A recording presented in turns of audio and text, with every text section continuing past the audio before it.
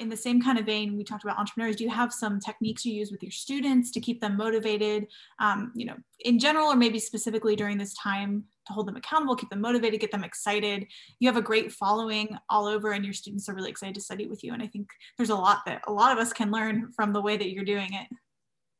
Yeah, so I think for me, the main thing with lessons was born from my personal experience with private lessons. So my private lessons were always great. I mean, I got a lot of stuff out of them, but they always felt pretty monotonous. You know, it was always the same stuff, like walk into the professor's office and play music, and then you're going to do what probably you were doing last week. And the feedback is usually pretty similar. And, that's just how it goes. It's traditional private lessons. So when I started Music Fit and I started doing my one-on-one with my students, it was really important for me to be dynamic and to try to sort of get rid of the screen. I was doing online lessons way before COVID. So COVID didn't really change a whole lot for my private lesson setting. There were just a few in-person students that I switched over to online. But it really depends on the age group as far as keeping them motivated. So for my kids, 12 and under probably, I just use a lot of visuals and I try to make it really interactive. Like I have these Lego blocks that have numbers on them, actually right over there. And so I can kind of make up numbers like 1 or 2 or 10. And so when they do really well, I pull up a 10, kind of like those signs, like gymnastic Olympic competitions, 10. And so they get really excited about that because when they're done playing, they're waiting for that to see those colors, like the green and red of the 10. And so for kids, that is really exciting. When I had in-person kids, we used to use stickers to complete our checklist. To complete our checklist for the kids. So I'd give them like Star Wars stickers or whatever it was. I got to know them, a little bit. And so I would kind of get those depending on their preferences. And then we also try to do some duets. So that's hard with online stuff because everything is delayed, right? So what I do is I have them mute themselves, and I usually will invite a parent or a grandparent to watch and enjoy the duet.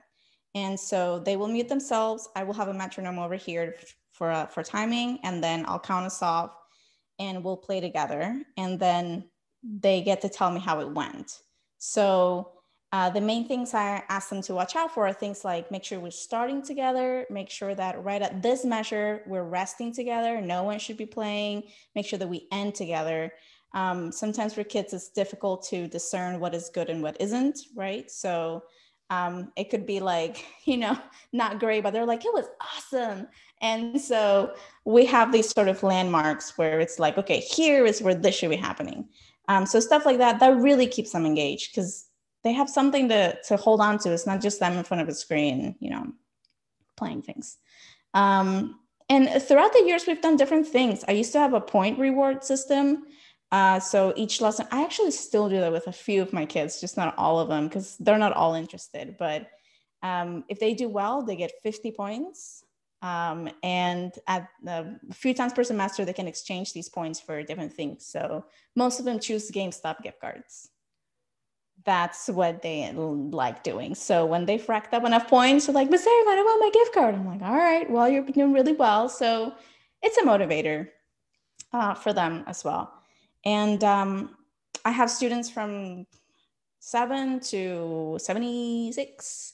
So the older adults are pretty self-motivated. They're doing it because they really want to do it and be there, and it's their own, they're on their own influence. So it's pretty easy to work with them. But in general, I try to ask a lot of questions. So in my lessons, I try not to talk a lot and try to get them just open-ended questions about music. We listen to music together a lot, actually. Over Skype is where I do lessons. So I'll start with just something, I don't know.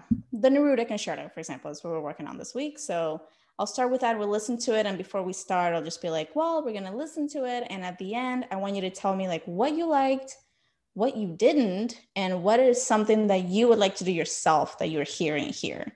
So it gets them talking about music and learning these words like tone and color and, you know, more abstract words of musicianship.